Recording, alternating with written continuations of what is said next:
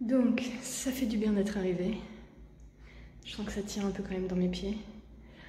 Je vais poser mes affaires, je vais m'installer, je vais prendre les draps jetables, je vais me poser, je vais aller faire ma douche, faire ma lessive.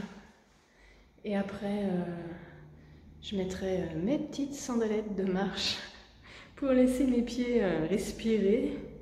Et j'irai faire un tour jusqu'au bourg pour me chercher un petit truc à manger ce soir et me prendre un petit truc pour manger demain matin pour repartir.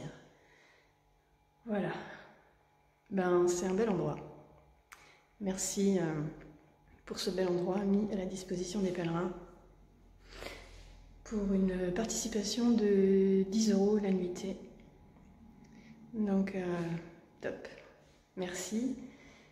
Et merci à la commune et merci à l'association qui gère ce gîte communal. C'est formidable d'avoir des gens qui puissent nous aider sur notre parcours pour pas qu'on ait à gérer cette logistique-là.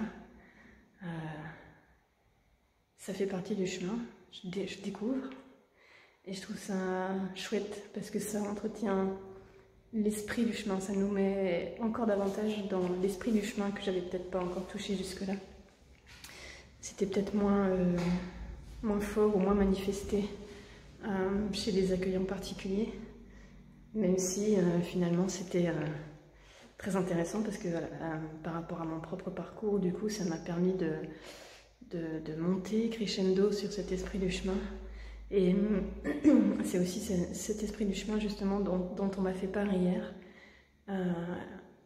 et qui fait que finalement là maintenant j'ai opté pour aller sur le Camino Frances, pour toucher cet esprit du chemin, cet enthousiasme, cette joie du pèlerin et ressentir l'accueil bienveillant qu'il peut y avoir a priori justement par rapport aux pèlerins, de voir toute cette infrastructure aussi qui est là pour le pèlerin, comme ce gîte rural, ce gîte communal.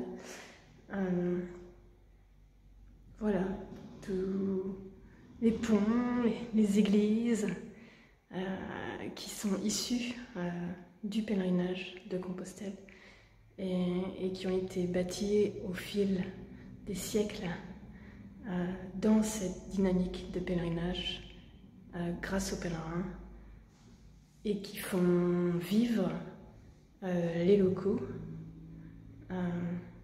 Voilà, on m'a parlé par exemple de petites épiceries de village où finalement il y a 50 habitants qui habitent dans le village et finalement chaque jour il y a 200 pèlerins qui arrivent et finalement par exemple cette épicerie de village elle fait vivre le village grâce aux pèlerins.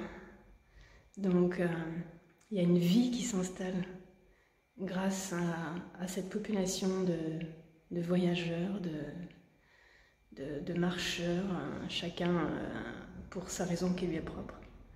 Et que justement les Espagnols sont très attachés à cet esprit du pèlerinage. Donc visiblement ce sera beaucoup plus présent sur le Camino Frances et j'ai envie d'aller voir ça. Et c'est vrai que jusque là je m'étais dit que j'allais faire, je vais m'asseoir, que j'allais faire le chemin du Nord parce que j'avais un peu peur qu'il y ait trop de monde sur le Camino Frances. Et en même temps j'ai envie de rencontrer des gens, avec chacun leur histoire. J'ai envie de m'imprégner de ces histoires.